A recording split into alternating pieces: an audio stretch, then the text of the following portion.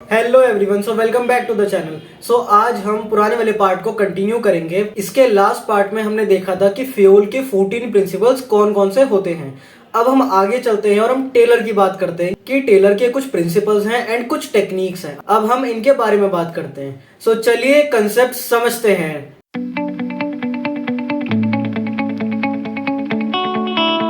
अगर जो हम टेलर की बात करें तो टेलर के टोटल 4 प्रिंसिपल्स हमारे सामने एंड कुछ टेक्निक्स हैं हमारे आगे।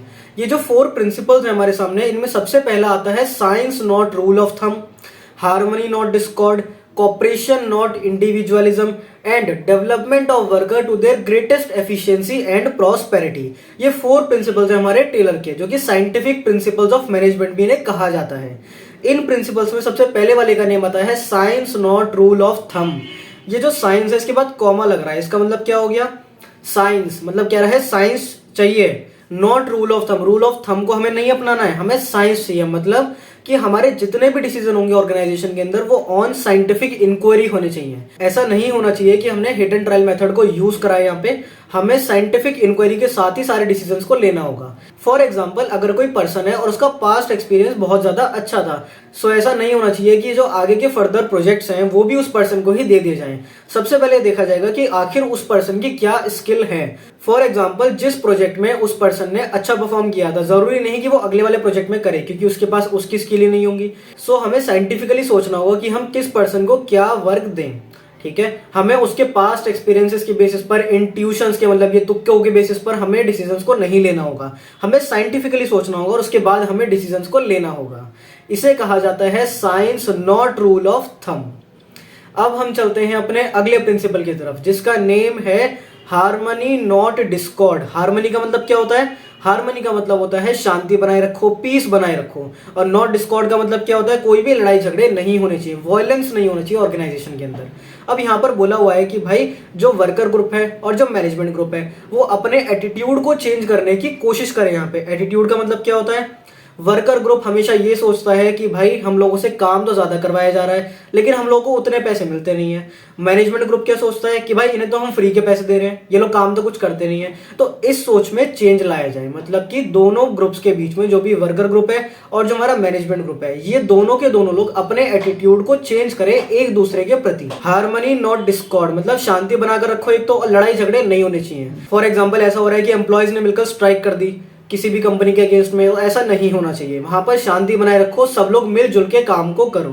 ये बोला हुआ है हार्मनी नॉट डिस्कॉर्ड में। कुछ इसमें फर्दर पॉइंट्स भी बोले गए हैं, जैसे कि अगर जो किसी भी कंपनी को कुछ एक्स्ट्रा प्रॉफिट हुआ है तो एज अ गेन वो अपने वर्कर्स के साथ शेयर करा जाए। इंटरेस्ट जो है वर्कर्स का और मैनेजमेंट का वो सेम होना चाहिए। कोशिश करो कि सब लोग मिलजुल के काम को करो, कोई लड़ाई झगड़े नहीं होने चाहिए। अब हम चलते हैं अपने थर्ड प्रिंसिपल की तरफ। थर्ड प्रिंसिपल का नेम है कॉपरेशन नॉट इंडिविजुअलिज्म। मतलब अपना अपना मत देखो, सब लोग मिलजुल के काम को करो। ये जो कॉपरेशन नॉट इंडिविजुअलिज्म है, ये एक्सटेंशन रहेगा हार्मनी नॉट डिस्कॉर्ड का।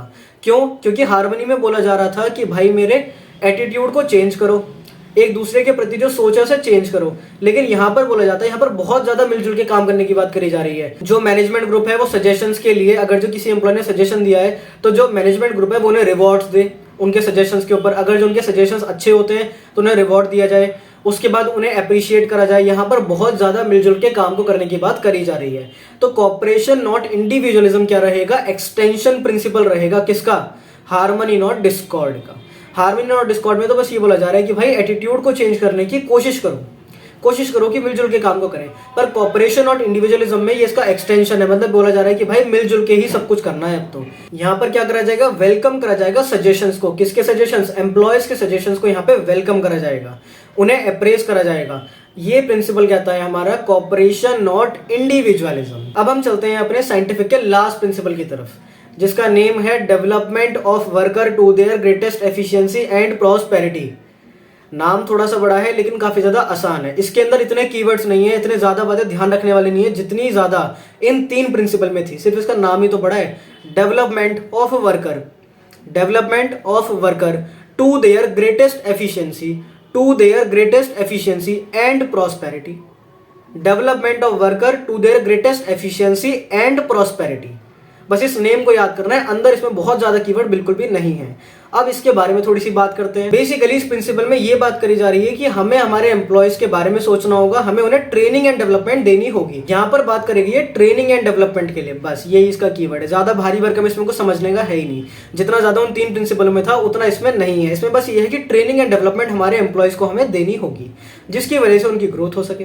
तो यहाँ पर हमारे खत्म होते हैं टेलर के साइंटिफिक के प्रिंसिपल्स, जो कि क्या क्या नाम थे इनके? Science not rule of thumb, harmony not Discord, cooperation not individualism and development of worker to their greatest efficiency and prosperity। मेरे साथ साथ बोलो, development of worker to their greatest efficiency and prosperity। तो ये 4 प्रिंसिपल्स हमारे cover होते हैं यहाँ पर, किसके? टेलर के, या फिर साइंटिफिक प्रिंसिपल्स ऑफ मैनेजमेंट। इसके पहले वाली वीडियो में मैंने कवर करे थे फ्योल के प्रिंसिपल्स। आई होप कि आप लोगों ने उस वीडियो को देखा होगा।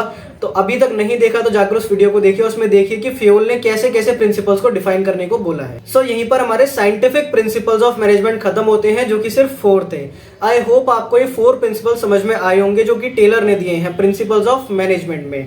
आई होप आप लोगों को वीडियो अच्छी लगी होगी। वीडियो अच्छी लगी हो तो लाइक करिए, कोई भी डाउट है तो आप कमेंट कर सकते हैं, एंड अपने फ्रेंड्स के साथ शेयर जरूर करिएगा। सो मिलते हैं नेक्स्ट वीडियो में। Good luck.